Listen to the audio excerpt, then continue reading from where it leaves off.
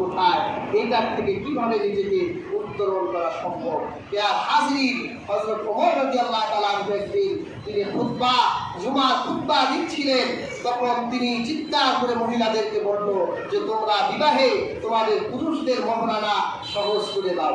তখন এক নারী বলল, না, আল্লাহ কোরআনে আল্লাহ যেভাবে মোহর ধার্য করেছে সেভাবেই মোহর হবে, আপনি আল্লাহ কোরআনের বিধানকে সহজ করতে পারেন না।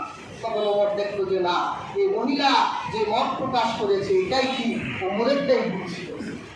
তাহলে তার হাজির মত প্রকাশের স্বাধীনতা থাকতে হবে, এটা মানবাধিকারের একটি গুণ।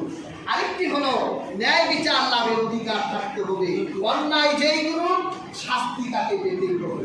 রাসূলুল্লাহ সময়ে ফাতেমা বিনতে কায়েস নামের এক মহিলা চুরির অপরাধে যখন অভিযুক্ত হলো, রাসূলুল্লাহ বলল তার হাত কেটে দাও।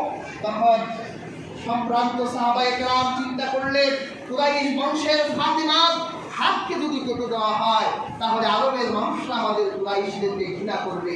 তখন রাসূলুল্লাহ নাতি আরেক বর্ণনায় হযরত উসামা তাকে রাসূলুল্লাহর কাছে পাঠানো হলো যে এটার বিচারটা অন্যভাবে করা যায় কিনা।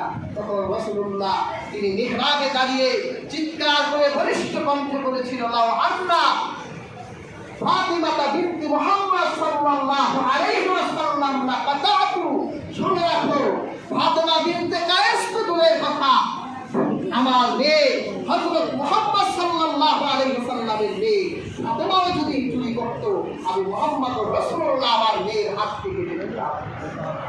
রাসূলুল্লাহ তিনি আইনের সুষ্ঠু বিচার ব্যবস্থা, এটা মানুষের অধিকার, এই অধিকার খর্ব করা যাবে না। সর্বশেষ মানুষের আরেকটি অধিকার, মানবাধিকার হলো অর্থনৈতিক নিরাপত্তার অধিকার। আপনি সম্পদ আদায় করেন কিন্তু চাঁদাবাজ এসে সেই সম্পদগুলো নিয়ে যায়, এটাও তো অর্থনৈতিক নিরাপত্তার অধিকার ব্যাহত হয়। এজন্য মানবাধিকার প্রতিষ্ঠা করতে হলে মানুষের অর্থনৈতিক নিরাপত্তার অধিকারও বাস্তবায়ন করতে হবে। যার হাজির পৃথিবীতে ইসলামী একমাত্র মানুষের মানবাধিকার প্রতিষ্ঠা করেছে। আমরা যদি ইসলামের কাছ থেকে আমাদের মানবাধিকারগুলো জেনে নেই তাহলে দেখবেন একটি দেশ সোনালী সুজলা সুফলা হয়ে উঠবে, পৃথিবীর প্রত্যেকটি দেশের কাছে মডেল এবং আইডল হয়ে যাবে। আমরা দোয়া করি আমাদের এই সোনার বাংলাদেশ এটি সম্ভাবনাময়ী একটি দেশ, সোনালী সুজলা। এই মাটিতে আল্লাহর অলিরা ঘুমিয়ে আছে। এই দেশের মাটি বড়ই উর্বর। যদি আমরা সবাই প্রত্যেকেই যদি কর্তব্য পরায়ণ হয়ে আমরা কাজ করি, আমাদের এই দেশ দেখবেন মালয়েশিয়া থেকে আমরা এগিয়ে যাব। আল্লাহ পাক আমাদের প্রত্যেককে সকল দ্বন্দ্ব বিভেদ ভুলে আমাদের দেশে আমরা মানবাধিকার প্রতিষ্ঠা করি, তাহলে আল্লাহ পাক আমাদের দেশে রহমত নাযিল করবে।